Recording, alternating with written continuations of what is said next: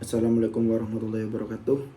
Perkenalkan, nama saya Beneka Putra dengan NIM 21104112818. Di sini saya akan mempresentasikan tugas membangun sistem manajemen kinerja. Untuk judulnya itu membangun sistem manajemen kinerja untuk bisnis nasi IAC atau yang disebut ikan asap cuka. IAC merupakan nasi dan ikan yang memakai sambal cuka yang sudah diracik oleh perusahaan. Usaha ini bertujuan untuk berkembang pesat. Salah satu kunci keberhasilan adalah membangun sistem manajemen kinerja yang efektif. Membangun fondasi sistem manajemen kinerja. Yang pertama, kemitraan. Kemitraan membangun hubungan yang kuat dengan pemasok, mitra, dan karyawan tersebut. Selanjutnya, pemberdayaan, memberikan karyawan kesempatan untuk berkembang dan mengisi inisiatif karyawan. Selanjutnya, perbaikan kinerja terintegrasi. Di sini mengintegrasikan sistem manajemen kinerja dengan strategi bisnis keseluruhan. Selanjutnya, tim mandiri, membangun tim yang dapat bekerja secara efektif dan bertanggung jawab sekaligus jujur.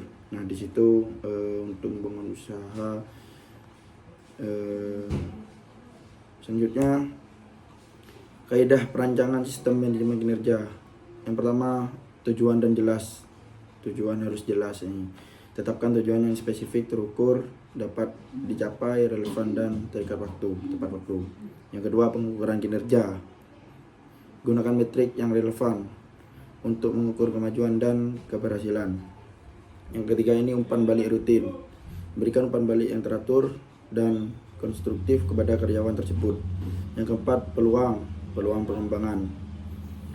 Dukung karyawan dan meningkatkan keterampilan dan kreativitas dalam pengetahuan tersebut. Jadi di peluang pengembangan ini karyawan harus memiliki jiwa keterampilan dan kreatif. Yang kelima, pengakuan dan penghargaan. Akui dan berikan penghargaan kepada karyawan atas pencapaian mereka. Selanjutnya, ada informasi dasar untuk perancangan sistem. Ini ada 4 tahap, ada 4 poin. Yang pertama, industri. Di industri sendiri ini memahami industri kuliner yang fokus pada penyediaan ikan yang dipanggang atau dibakar di beberapa negara, terutama di Indonesia. Jadi di Indonesia ini banyak ikan bakar yang cukup banyak pokoknya di situ. Pemerintah, yang selanjutnya pemerintah dan masyarakat. Nah, memahami peraturan dan kebijakan pemerintah terkait industri makanan serta preferensi dan kebutuhan masyarakat. Ya, jadi di usaha IAC ini banyak membutuhkannya, terutama masyarakat di situ. Yang ketiga ini pasar dan pesaing. Ikan asap cuka ini mencakup berbagai faktor. Yang pertama, mengaruhi permintaan, pemasaran, dan daya saing antar pelaku usaha. Industri ikan asap ini sangat bergantung pada referensi konsumen terhadap makanan tradisional. Yang keempat ini produk dan jasa. Di sini memahami jenis ikan asap yang ditawarkan, kualitasnya itu bagus, dan layanan yang diberikan itu cukup baik, begitu. Selanjutnya ini ada merumuskan visi dan misi, strategi dan kinerja, kerangka kerja. Yang pertama di visi dan misi, strategi, kerangka kerja. Visi menjadi usaha ikan asap cuka terkemuka yang dikenal dengan kualitas ikan segar.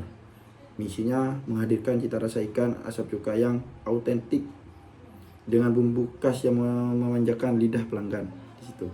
Yang ketiga ini strategi. Yang pertama, inovasi dan dalam menu pelayanan, pemilihan dan pengelolaan sumber bahan baku tersebut. Kerangka kerja, struktur organisasi dengan jelas, sistem manajemen kualitas dan pengelolaan keuangan yang baik dan benar, begitu. Selanjutnya, menerapkan sistem manajemen kinerja. Display, mengembangkan dashboard dan laporan yang jelas, mudah dipahami oleh kalangan masyarakat. Selanjutnya laporan diperjelas, membuat laporan kinerja secara berkala untuk memantau kemajuan usaha tersebut. Selanjutnya sosialisasi, ini komunikasi sistem manajemen kinerja kepada semua karyawan, atau setidaknya karyawan itu harus paham, dan kita selaku ketua itu mengadakan sosialisasi setiap bulan gitu. Komunikasi yang penting tidak miskom di situ. Selanjutnya ada analisis evaluasi manfaat dan biaya sistem manajemen kinerja secara reguler. Selanjutnya melakukan modifikasi proses dan pelatihan. 1. Modifikasi proses, lakukan penyesuaian proses yang diperlukan untuk mendukung sistem manajemen kinerja. Yang 2. Pelatihan, memberikan pelatihan kepada karyawan mengenal sistem manajemen kinerja yang baru. Nah, jadi karyawan misal yang baru itu butuh pelatihan lagi untuk kemajuan kedepannya di situ, biar tidak salah di situ pada karyawan baru.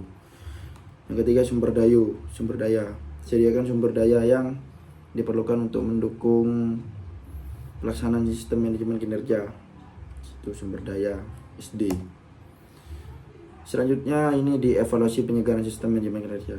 Jadi di evaluasi sendiri ini, evaluasi di dalam usaha itu penting. Kenapa penting? Jadi ketika ada kendala di suatu perusahaan, nah disitulah ada solusi di situ. Evaluasi secara berkala sistem manajemen kinerja yang diterapkan di usaha ini dan solusinya di situ. Solusi itu penting ketika ada kendala. Yang kedua, penyegaran dalam usaha, lakukan penyesuaian dan penyegaran pada sistem manajemen kinerja jika diperlukan. Begitu manajemen merencanakan. Gitu. Baik, terima kasih untuk presentasi saya hari ini. Saya mohon maaf kalau ada kesalahan, kalau ada kekurangan. Baik, wassalamualaikum warahmatullahi wabarakatuh.